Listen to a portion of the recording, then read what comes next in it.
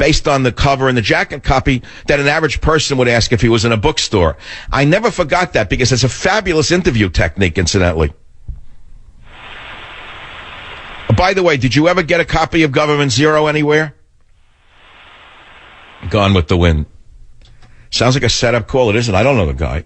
That would have been a good setup call. If I knew the guy, it would have been a nice call to just talk about the Larry King interview. But I swear on your mother's life, that was not a setup interview. I swear on your mother's life, that was not a setup. I don't know who the guy was. Oh, God, I ate spaghetti before the show. I shouldn't have done it. I'm very tense from the book tour. I'm very tense from all the shows I'm doing before the show. So I'm eating too much.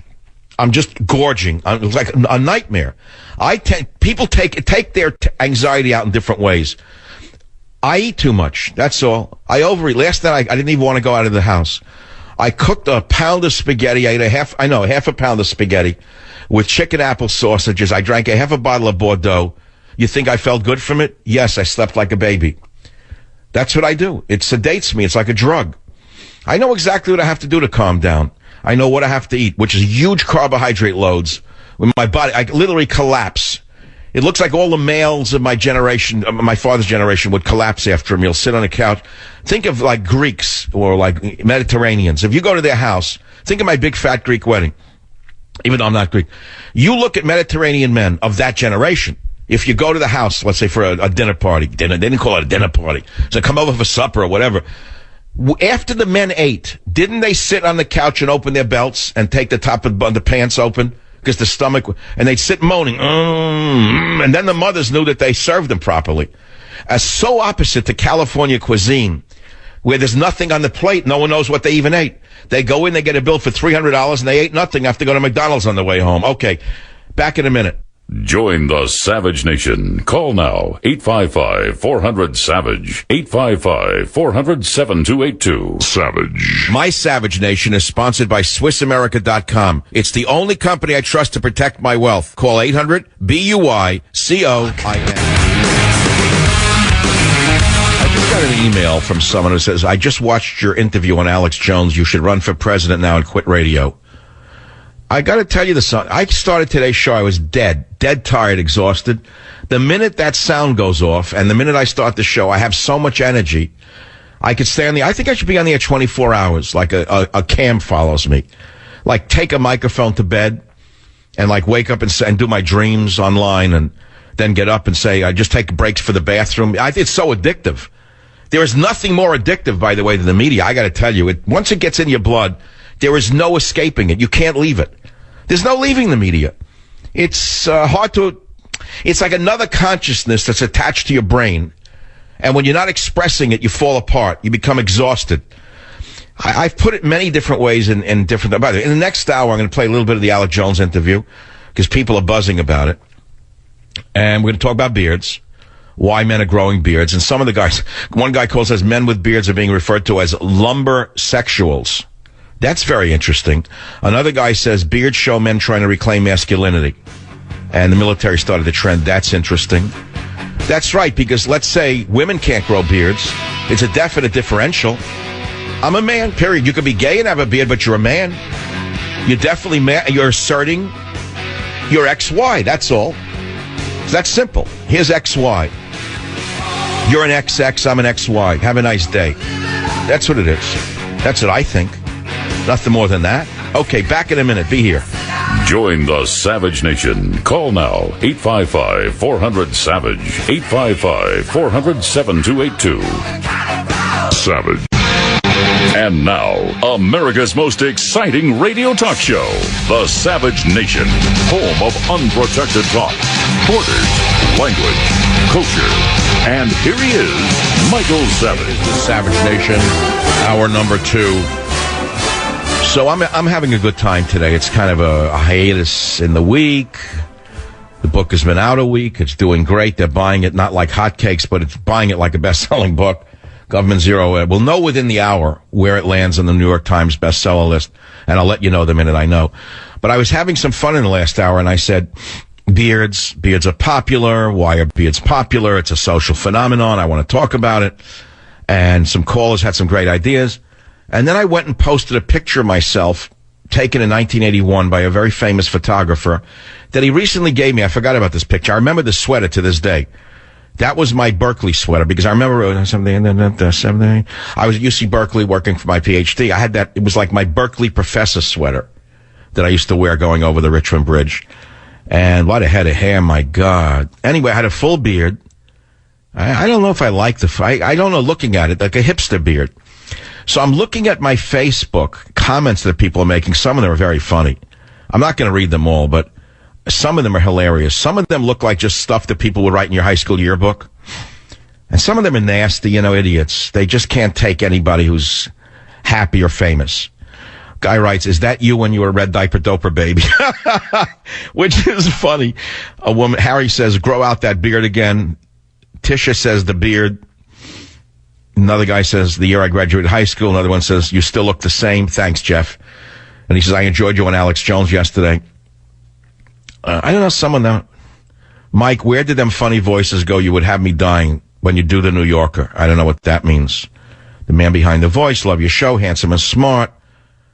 I love your eyes. That's very touching. Someone saw my eyes. The other one says, you mean it's not Robert De Niro? Another one says, Uncle Mike, awesome and handsome. Michael, I'd like to have a copy of the radio program of the blind young man who learned how to play instruments and his father taught him to listen to noises in the neighborhood. That was unbelievable. It's funny that this man should write that, Hector Roca. That show was I'm syndicated by Cumulus 3 years. That's 10 years ago. A guy called from New York who was blind, a musician, and he had this audience spellbound. And he said that he was blind, he was born blind to something, and his father used to sit him down in the stoop or in a chair in the street, and he learned to listen to all the sounds in the neighborhood. That's how he communicated. His ears became that sharp. I never forgot that. I thought about it the other night. Look at this comment. The after effects of love by the sewer plant. Come on, that's mean. Love. Hillary would have loved you back then. Still a hipster botanist. Nah, not anymore. I wish I was. The beard reminds me of Shel Silverstein. Here's one from Macedonia, the last one.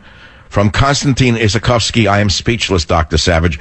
Greetings from Macedonia. Okay, what can I say? Should I not have posted a picture of myself then? Beards are popular now. So I want to say, I had a beard before they were popular. That's all. I love the guys that have beards. I mean, we had beards too. So I figured, okay, that's what I look like.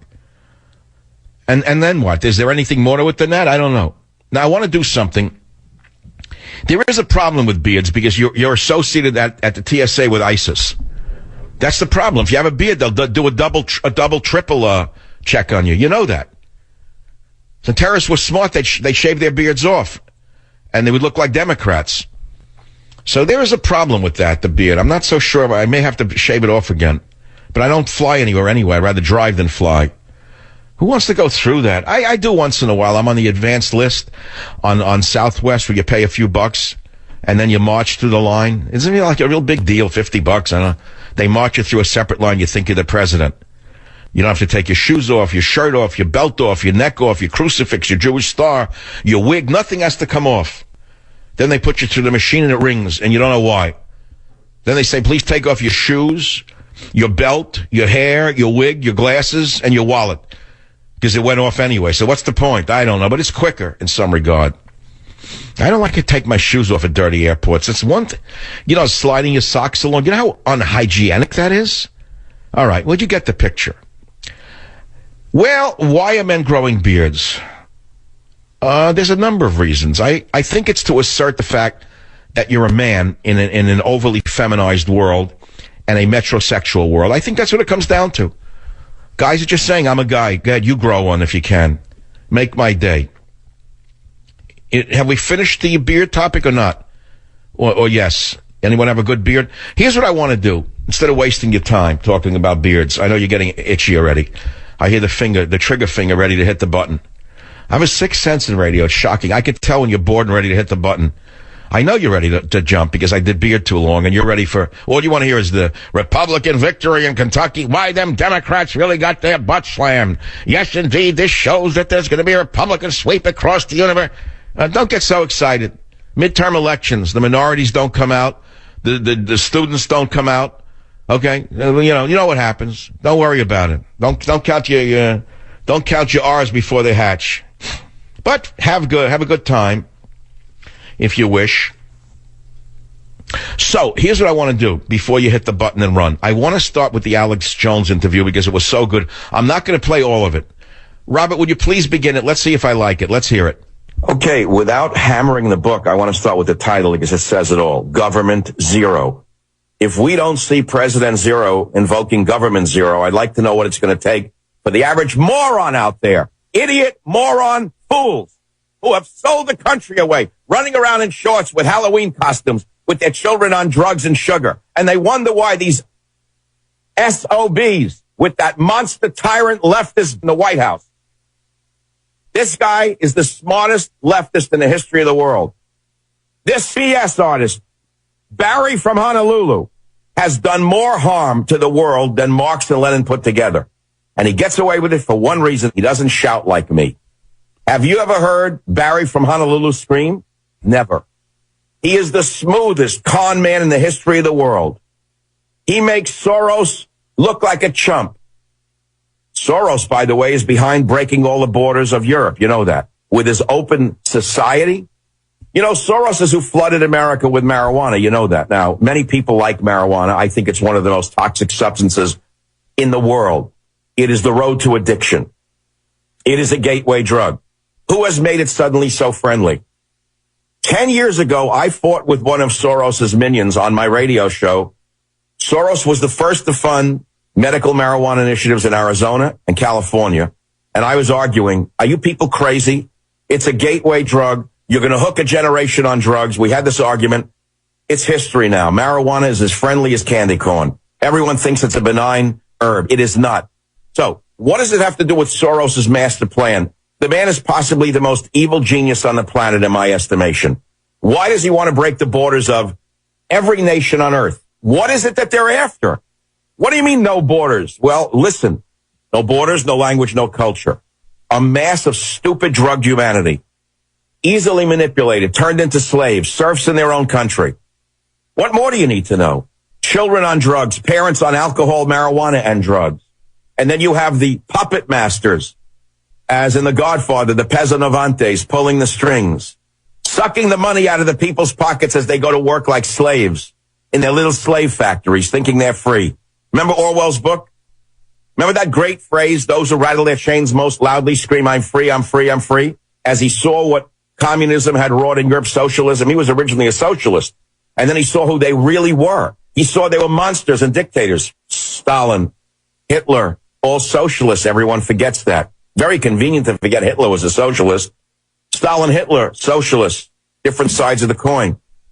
Now we have socialism is suddenly popular in America. How's that possible? Because the drugged morons don't even know what it is. They don't know what it has wrought. They don't know where it leads. They have no idea what it'll do to them. Now, couple that with bringing in as many Islamic fascists as you possibly can, as quickly as you can. Why? Why are they bringing in so many young men of military age into Europe, into America? What's their game plan here? Confiscation of guns. It ain't happening. It would not Australia.